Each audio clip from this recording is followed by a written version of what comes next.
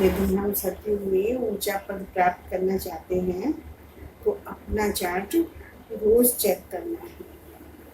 कोई भी कर्म इंद्रिय धोखा ना दे। आंखें बहुत धोखेबाज हैं, इनसे संभाल करो। आज प्रश्न है, सबसे पुरानी आदत कौन सी है?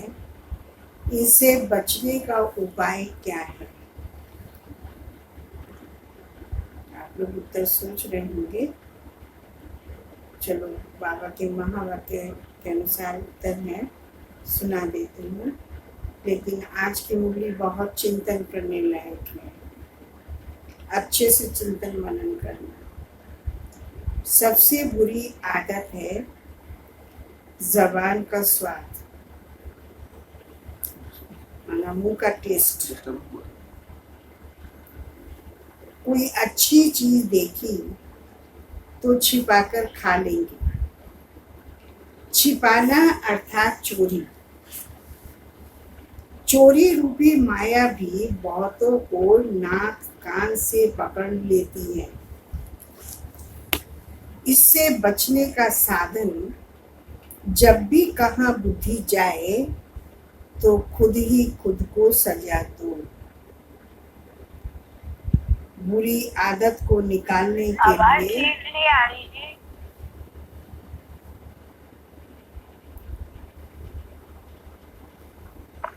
एक मिनट चेक कर।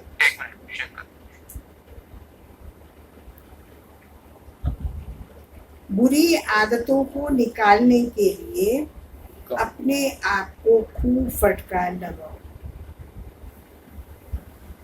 दोबारा पढ़ती हूँ। बाबा ने सुनाया सबसे बुरी आदत कौन सी है? वो है जबान का स्वाद। कोई अच्छी चीज देखी तो छिपाकर खा लेंगे। छिपाना अर्थात चोरी। चोरी रूपी माया भी बहुतों को नाक कान से पकड़ लेती है। इससे बचने का साधन या उपाय है, कहाँ भी बुद्धि जाए तो खुद ही खुद को सजा दो। बुरी आदतों को निकालने के लिए अपने आप को खूब फटकार लगाओ। ओम शांति। आत्म अभिमानी होकर बैठे हो, बाबा पूछ रहे हैं लोगों से। तो जो जहाँ बैठकर मुझे सुन रहे हैं, अपने से अपने आप प्रश्न करें कि हम आत्म स्मृति में बैठे हैं, और नहीं बैठे तो बैठ जाएं। हर एक बात अपने आप से पूछनी होती है यहाँ पर। और सत्संगों में दूसरों से पूछते हैं, यहाँ पर हर एक को अपने आप से अपने लिए पूछना है। हम आत्म अभिमानी होकर बैठे हैं, हम आत्म अभिमानी हो बैठे हैं और बाप को याद कर रहे हैं। गाया हुआ भी है शिव शक्ति पांडव सेना। यह शिव बाबा की सेना बैठी है। उस जिस्मानी सेना में सिर्फ जवान होते हैं, बूढ़े व बच्चे आदि नहीं। और इस सेना की विशेषता है, इस सेना में मेजॉरिटी बूढ़े और बच्चे जवान सब बैठे हैं। यह माया पर जीत पाने वाली सेना है। वो किसी एक देश के ऊपर जीत पाने वाली सेना होती है, और ये है कोई मनुष्य बाहरी हमारा दुश्मन नहीं। 5 विकार, हमारी कर्म इंद्रियां खुद हमारी दुश्मन है। उसको बाबा माया शब्द से संबोधित कर रहे हैं। तो ये सेना है माया पर जीत पाने वाली। हर एक को माया पर जीत पाकर बाप से बेहद का वर्षा लेना है। बच्चे जानते हैं माया बड़ी प्रबल है। कर्म इंद्रियां ही सबसे जास्ती धोखा देती है। चार्ट में यह भी लिखो, आज कौन सी कर्म इंद्री ने धोखा दिया। आज फलाने को देखा तो दिल हुई इनको हाथ लगाएं, यह करें आंखें बहुत नुकसान करती हैं। हर एक कर्म इंद्री देखो कौन सी कर्म इंद्री बहुत नुकसान करती है।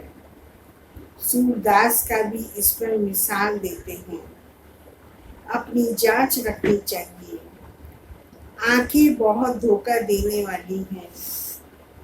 अच्छे अच्छे बच्चों को भी माया धोखा दे देती है। बस सर्विस अच्छी करते हैं परंतु आंखें धोखा दे देती हैं। इस पर बड़ी जांच रखनी होती है क्योंकि दुश्मन है ना। तो दुश्मन कोई बाहर का नहीं, हमारी खुद की कर्म इंद्रियां है। आंखों पर, जबान पर, हाथों पर, कानों पर, सब पर निगरानी रखनी है। ये कहीं हमें धोखा तो नहीं देते हैं, हमारे पद को भ्रष्ट कर देते हैं। जो सेंसिबल बच्चे हैं, समझदार बच्चे हैं, उन्हों को अच्छी रीति नोट करना चाहिए। डायरी पॉकेट में पड़ी हो, जैसे भक्ति मार्ग में बुद्धि और तरफ भागती है तो अपने को चुटकी काटते हैं। तुमको भी सजा देनी चाहिए, बड़ी खबरदारी रखनी है। कर्म इंद्रियां धोखा तो नहीं देती हैं। किनारा कर लेना चाहिए। खड़ा होकर देखना भी नहीं चाहिए किसी को। कोई किसी व्यक्ति को या चीज को देखते रहते हैं, ऐसा नहीं है कि खड़े होकर उसको हम देखते रहें। ये भी बुद्धि की चंचलता है। स्त्री पुरुष का ही बहुत हंगामा है। देखने में काम विकार की दृष्टि जाती है। इसीलिए सन्यासी लोग आंखें बंद करके बैठते हैं। कोई कोई सन्यासी तो स्त्री को पीठ देकर बैठते हैं। उन सन्यासियों आदि को क्या मिलता है? करके 10-20 लाख करोड़ इकट्ठा करेंगे। मर गए तो खलास, फिर दूसरे जन्म में इकट्ठा करना पड़े।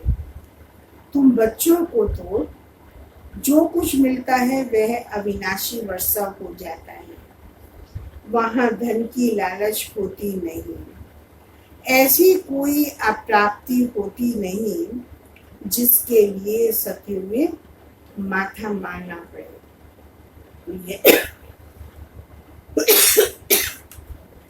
यहाँ हम इतनी कमाई कर रहे हैं जो 21 जन्मों के लिए हमें सर्व प्राप्तियां हो जाएंगी।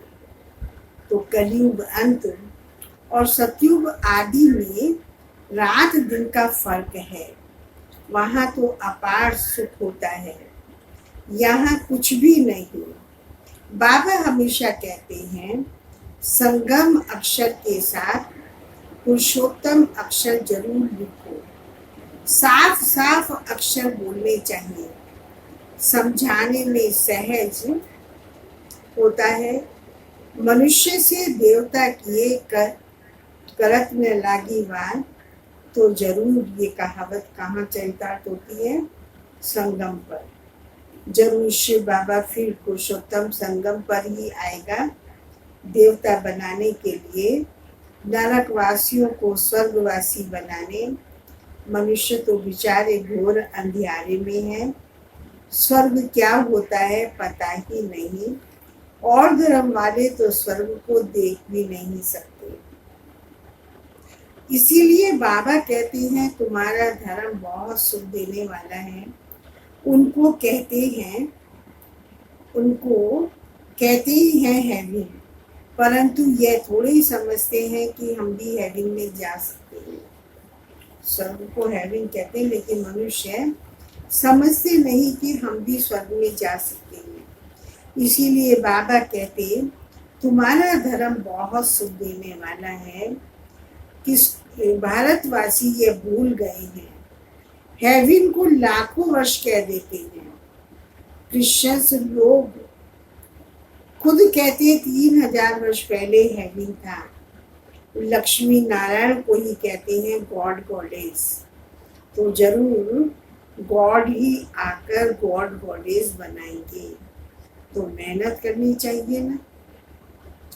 रोज अपना पोता मिल देखना चाहिए, कौन सी कर्म इंद्री ने धोखा दिया।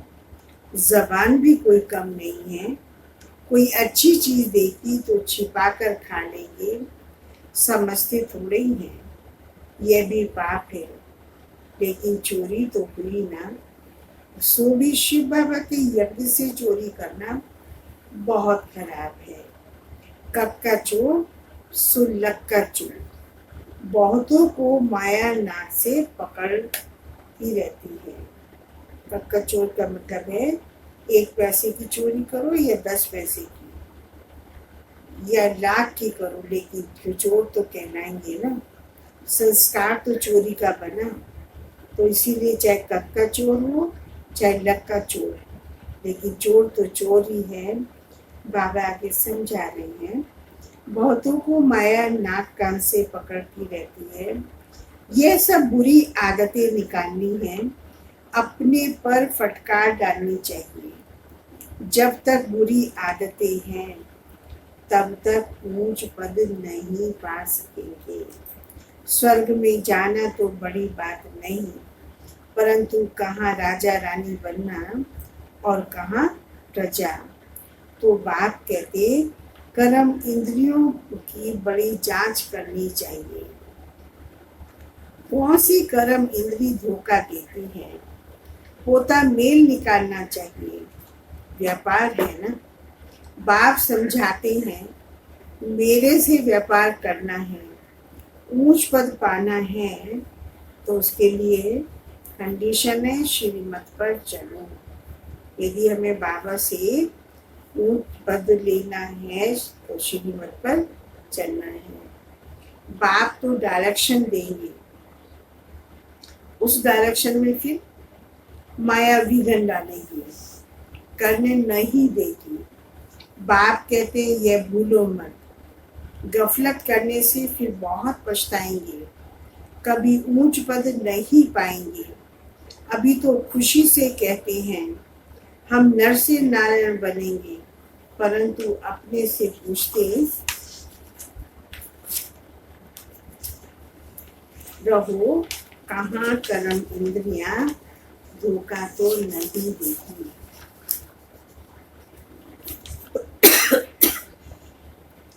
अपनी उन्नति करनी है तो बाप जो डायरेक्शन देते हैं उसे अमल में लाओ। सारे दिन का पोता मिल देखो, भूले तो बहुत होती रहती हैं, आंखें बड़ा धोखा देती हैं। तरस पड़ेगा इनको खिलाऊं, सौगात दूं, है ना। जिसकी तरफ बुद्धि आकर्षित होती है, जो बुद्धि को प्रिय लगता है, तो मन करेगा इसको मैं अच्छी चीज खिलाऊं, इसको सौगात दूं। इस तरह से बाबा कह रहे हैं अपना टाइम बहुत वेस्ट कर लेते हैं।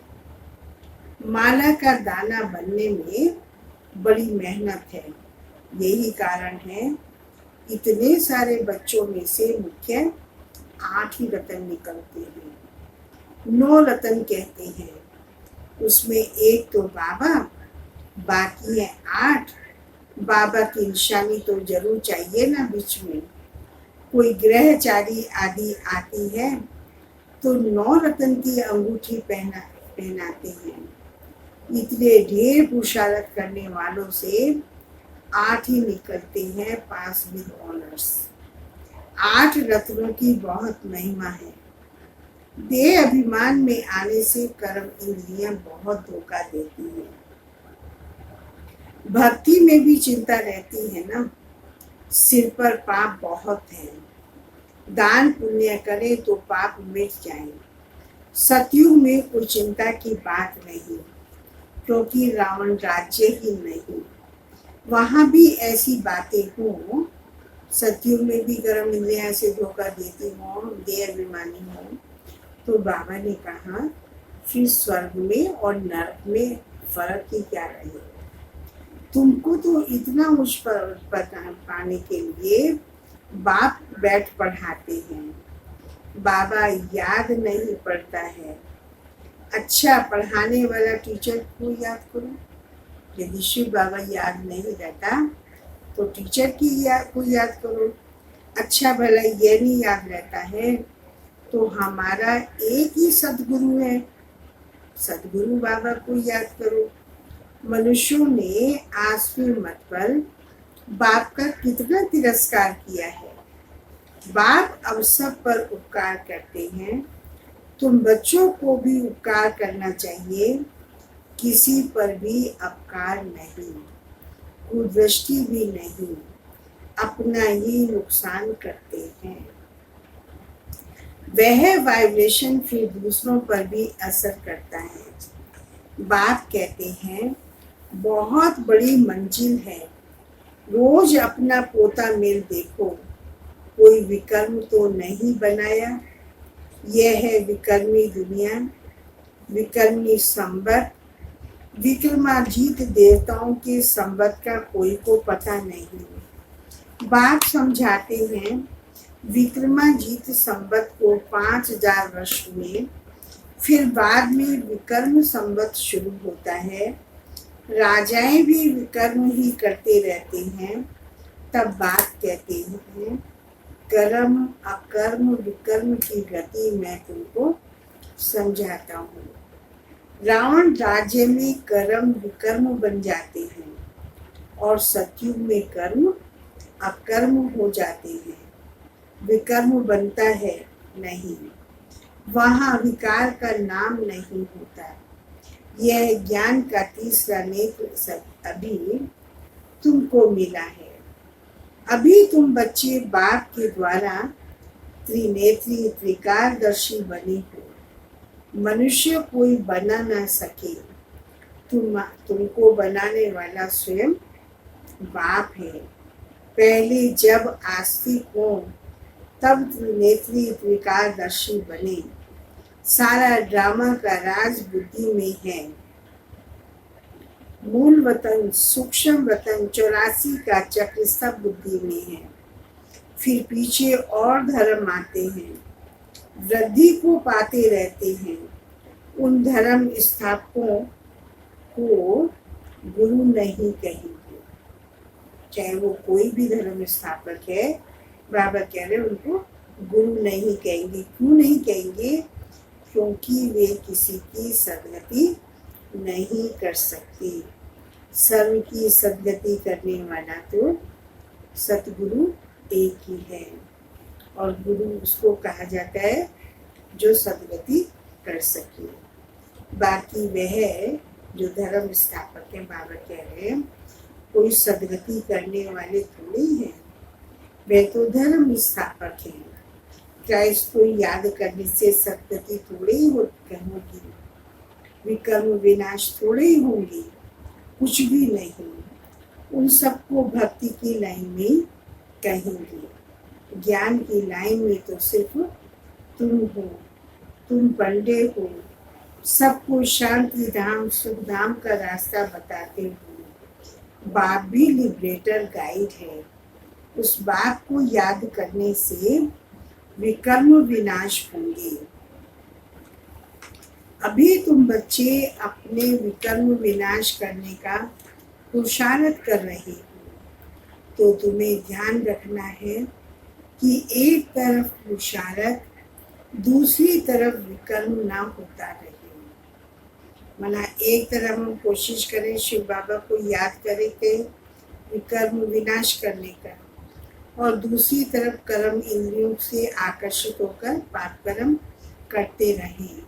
तो बाबा ने कहा यदि पुरुषार्थ के साथ साथ विकर्म भी किया तो 100 गुना दंड पड़ जाएगा। इसीलिए जितना हो सके उतना विकर्म ना करो, नहीं तो एडिशन भी होगी। थोड़े विकर्म विनाश होंगे और नए उसके साथ जुड़ते जाएंगे। और दूसरी बात, पहला तो अपना ये नुकसान, हमारे विकर्म और बढ़ते चले जाएंगे।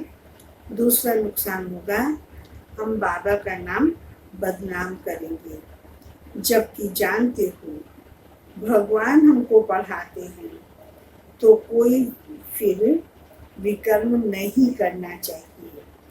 छोटी चोरी या बड़ी चोरी, पाप तो हो ही जाता है ना। ये आंखें बड़ा धोखा देती हैं। बाप बच्चों की चलन से समझ जाते हैं, कभी ख्याल भी न आए यह हमारी स्त्री है।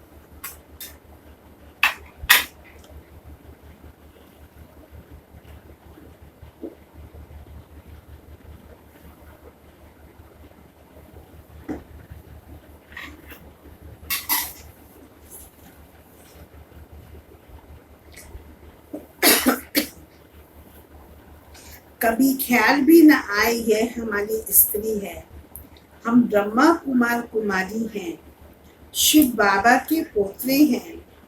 हमने बाबा से प्रतिज्ञा की है, राखी बांधी है, फिर आके क्यों धोखा देती हैं। याद के बल से कोई भी कर्म इंद्रियों के धोखे से छूट सकते हो। बड़ी मेहनत चाहिए। बाप के डायरेक्शन पर अमल कर चार्ट लिखो। स्त्री पुरुष भी आपस में यही बातें करो। हम तो बाबा से पूरा वर्षा लेंगे, टीचर से पूरा पढ़ेंगे। ऐसा टीचर जैसा भी हमें मिला है, हम तो नहीं समझते इम्पोर्टेंस, बाबा पे हमारी बुद्धि में दे रहे हैं। ऐसा टीचर जो हमारे कर्मों को श्रेष्ठ बना दे, सारे कर्म में फिर मिल नहीं सकता। जो बेहद की नॉलेज हमें दे सके। लक्ष्मी नारायण भी नहीं जानते तो उनके पिछाड़ी आने वाले कैसे जान सकते हैं। बाप कहते हैं ये सृष्टि के आदि मध्य अंत का ज्ञान सिर्फ तुम जानते हो, वो भी संगम पर। बाबा बहुत समझाते हैं, यह करो ऐसा करो, फिर यहाँ से उठे तो सारा ज्ञान सुनी मुंडी खलास। यह नहीं समझते हमको शिव बाबा कहते हैं। हमेशा समझो शिव बाबा कहते हैं। इनका फोटो भी नहीं रखो, ये रथ तो लॉन लिया हुआ है। यह भी पूछाती है, यह भी कहती है मैं बाबा से वर्षा ले रहा हूँ। तुम्हारे सदर्श यह भी स्टूडेंट लाइफ में है। आगे चल तुम्हारी महिमा होगी। अभी तो तुम पूज्य देवता बनने के लिए पढ़ते हो, फिर सतयुग में तुम देवता बनेंगे। यह सब बातें सिवाय बाप के और कोई समझा ना सके। तकदीर में नहीं है तो फिर संशय उठता है, शिव बाबा कैसे पढ़ाएंगे। मैं नहीं मानता। आते आते ही तकदीर में नहीं है तो इस तरह का संशय उठ जाता है, शिव बाबा कैसे पढ़ा सकते हैं। मैं नहीं मानता। मानते नहीं है तो बाबा ने कहा फिर शिव बाबा को याद भी कैसे करेंगे। जिसको निश्चय है, जो मानता है, वही तो बाबा को याद करेगा। तो विक्रम विनाश भी नहीं होंगे। जो याद नहीं करेंगे तो विक्रम भी विनाश होंगे। ये सारी नंबरवार राजधानी स्थापन हो रही है। दास दासियां भी तो चाहिए सबके लिए। राजाओं को दासियां भी दहेज में मिलती हैं। यहाँ ही इतनी दासियां रखते हैं तो सतयुग में कितनी होंगी। ऐसे थोड़े लीला पुरुषार्थ करना चाहिए जो दास दासी जाकर बने। बाबा से पूछ सकते हो, बाबा अभी मर जाए तो क्या पद मिलेगा। बाबा झट बता देंगे, अपना पोता मेल आप ही देखो। अंत में नंबरवार कर्मातीत अवस्था हो जानी है। यह है सच्ची कमाई। उस कमाई में रात दिन कितना बिजी रहते हैं। सट्टे वाले जो होते हैं वह एक हाथ से खाना खाते रहते हैं और दूसरे हाथ से फोन पर कारोबार चलाते रहते हैं। अब बताओ ऐसे आदमी ज्ञान में कैसे चल सकेंगे। क्या वो लोग बोलते हैं हमें तो फुर्सत कहाँ है। अरे सच्ची कमाई मिलती है बाप को सिर्फ याद करो तो विकर्म विनाश होंगे। अष्ट देवता आदि को भी याद करते हैं ना, उनकी याद से तो कुछ भी मिलता नहीं। बाबा बार बार हर एक बात पर समझाते रहते हैं, तो फिर ऐसे कोई ना कहे फलानी बात पर तो समझाया नहीं। तुम बच्चों को पैगाम भी सबको देना है। एरोप्लेन से पर्चे गिराने के लिए कोशिश करनी चाहिए। उसमें लिखो शिव बाबा ऐसा कहते हैं। ब्रह्मा भी शिव बाबा का बच्चा है, प्रजापिता है तो वह भी बाप, और यह ज्योति बिंदु शिव बाबा भी बाप। शिव बाबा कहने से ही बहुत बच्चों को प्रेम के आंसू आ जाते हैं। कभी देखा भी नहीं बाबा को, साक्षात्कार होता है। कभी देखा भी नहीं, लिखती हैं बाबा कब आकर आपसे मिलेंगे। बाबा बंधन से छुड़ाओ। बहुतों को बाबा का, फिर प्रिंस का भी साक्षात्कार होता है। आगे चल बहुतों को साक्षात्कार होंगे, फिर भी पुरुषार्थ तो करना पड़ेगा। खाली कृष्ण को देख लिया तो कृष्ण की दुनिया में तो नहीं चले जाएंगे, उसके लिए उसके समान भी तो बनना पड़े। मनुष्य को मरने के समय भी कहते हैं भगवान को याद करो, तुम भी देखेंगे पिछाड़ी में खूब पुरुषार्थ करेंगे, याद करने लग पड़ेंगे। बाबा राय देते हैं बच्चे जो समय मिले उसमें पुरुषार्थ कर मेकअप कर लो, याद की यात्रा में रहे, विकर्म विनाश करो तो पीछे आते भी आगे जा सकते हो। जैसे ट्रेन लेट होती है तो मेकअप कर लेती है ना, तुमको भी यहाँ समय मिलता है तो मेकअप कर लो, यहाँ आकर कमाई करने लग जाओ। बाबा राय भी देते हैं ऐसे ऐसे करो, अपना कल्याण करो, बाप की श्रीमत पर चलो, एरोप्लेन से पर्चे गिराओ। जो मनुष्य समझे यह तो बरोबर ठीक पैगाम देते रहते हैं। भारत कितना बड़ा है सबको मालूम पड़ना चाहिए। जो फिर ऐसे ना कोई कहे कि बाबा हमको तो पता ही नहीं पड़ा। अच्छा, मीठे मीठे सिक्के लगे बच्चों प्रति माता पिता बाप दादा का याद प्यार। Good morning. रूहानी बाप की रूहानी बच्चों को नमस्ते। हम रूहानी बच्चों की रूहानी बाप दादा को नमस्ते। धारणा के साथ है सेंसिबल बन, समझदार बन, अपनी जांच करनी है कि आंखें धोखा तो नहीं देती हैं। कोई भी कर्म इंद्रिय के वश हो, उल्टा कर्म नहीं करना है। याद के बल से कर्म इंद्रियों के धोखे से छूटना है। सेकंड है इस सच्ची कमाई के लिए समय निकालना है। पीछे आते भी भले हम लेट आए हैं तो भी पुरुषार्थ से मेकअप कर ले सकते हैं। यह विकर्म विनाश करने का समय है, इसीलिए अभी कोई भी विकर्म नहीं करना है। वरदान है आज बाबा का, हर कंडीशन में सेफ रहने वाले एयर कंडीशन की टिकट के अधिकारी हम। एयर कंडीशन का टिकट चाहिए तो हमारी स्थिति हो, कोई भी परिस्थिति हो, तो हर कंडीशन में अपने आत्मा को सुरक्षित रखना है, किसी का भी प्रभाव बुद्धि पर ना पड़े। तो बाबा इसमें अच्छी तरह से समझा रहे हैं। एयर कंडीशन की टिकट उन्हीं बच्चों को मिलती है जो यहाँ पर हर कंडीशन में सेफ रहते हैं। कोई भी परिस्थिति आ जाए, कैसी भी समस्या आ जाए, लेकिन हर समस्या को सेकंड में पार करने का सर्टिफिकेट चाहिए। जैसे उस टिकट के लिए पैसे देते हो, ऐसे यहाँ सदा विजयी बनने की अपनी मनी चाहिए, जिससे टिकट मिल सके।